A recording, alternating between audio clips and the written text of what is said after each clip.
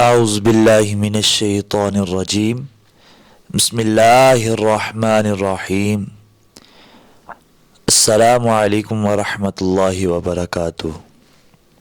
ناظرین، امام ابن حجر المکی نے بیان کیا ہے کہ ایک نیک آدمی نے کسی کو خواب میں دیکھا اور اس سے پوچھا کہ اس کی موت کے بعد یہ کیسا ہے۔ انہوں نے کہا کہ اللہ تعالیٰ نے مجھے معاف کر دیا اور جنت میں بھیج دیا۔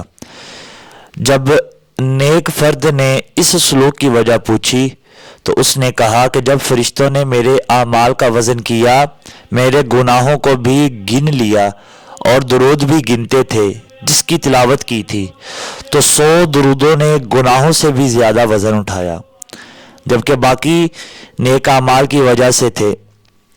میرے بندوقیں بہت زیادہ تھیں۔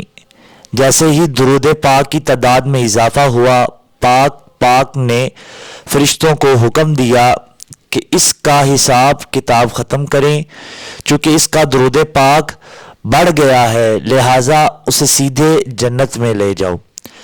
جب حضرت حوا آدم کی تخلیق کے بعد پیدا ہوا تھا تو آدم اس کے قریب ہونا چاہتا تھا۔ خدا تعالیٰ نے فرشتوں کو حکم دیا کہ ان کی شادی پہلے ہو جائے، اور جہیز کے طور پر ان دونوں کو حکم دیا گیا کہ وہ میرے پیارے خاتم المرسلین پر 20 مرتبہ درود پڑھیں۔ ایک روایت میں یہ 3 بار بیان ہوا ہے، لہٰذا اس نے 20 یا 3 بار درود پڑھا اور حوا اس کے لیے حلال ہو گئی۔ کون سا شخص ہے جو اپنی زندگی کو پرسکون نہیں رکھنا چاہتا؟ اسے زندگی میں کوئی پریشانی نہیں ہے، اسی لیے اس نے دولت جمع کی ہے۔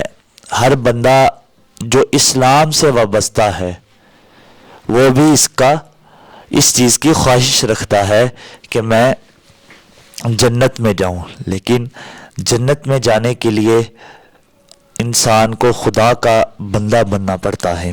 اس کا خاتمہ ایمان کے ساتھ ہونا ہے۔ ہر ایک کی خواہش ہوتی ہے کہ وہ مرنے کے بعد جنت میں داخل ہو، جس کے لیے اس دنیا میں سخت محنت کرنا ہوگی۔ کوئی بندہ سخت محنت کے بغیر کوئی عام دنیاوی مقام حاصل نہیں کر سکتا۔ محنت اور مشقت کے بغیر آخری نعمتوں اور آخری مقام کو حاصل کرنا ناممکن ہے۔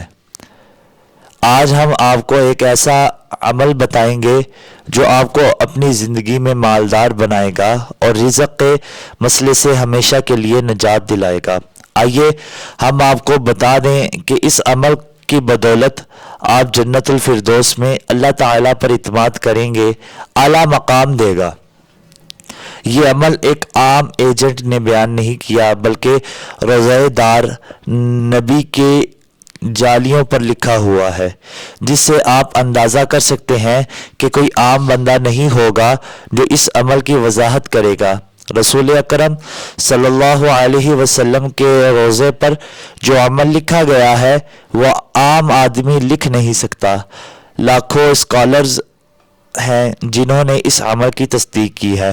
یہ کلمات نبی پاک کی جالیوں پر لکھا گیا ہے۔ وہ کلمات ہیں: لا الہ الا اللہ المالک الحق المتین محمد الرسول اللہ صادق الواحد الامین۔